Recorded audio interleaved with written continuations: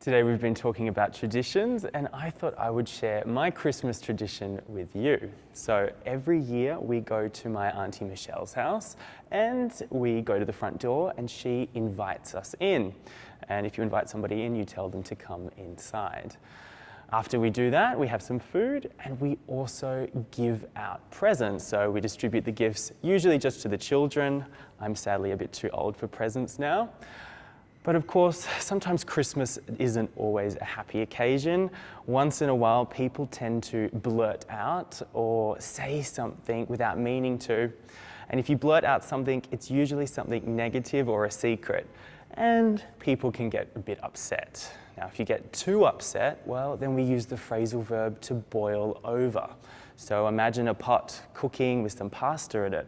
And if you don't watch it, sometimes the water boils over the pot and makes a big mess. And that's the same when you're talking about feelings. Sometimes emotions boil over, they can't be contained anymore.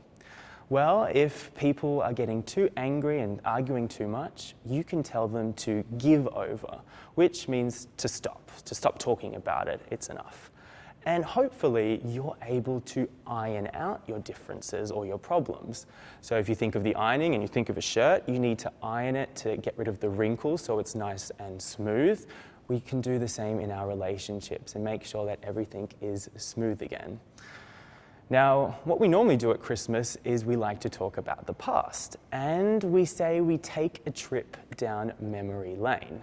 So you start telling stories about what you used to do as children, and maybe some of these stories aren't so positive, but we also have a saying about that. There's no use crying over spilled milk. So once the milk is already on the floor, on the table, it's done. Don't worry about it anymore. Focus on the positives and not the negatives. And within all of this, with the eating and the drinking and maybe the fighting, I hope you live through your Christmas and live to a happy new year. And that's it from me. So Merry Christmas, and I'll see you.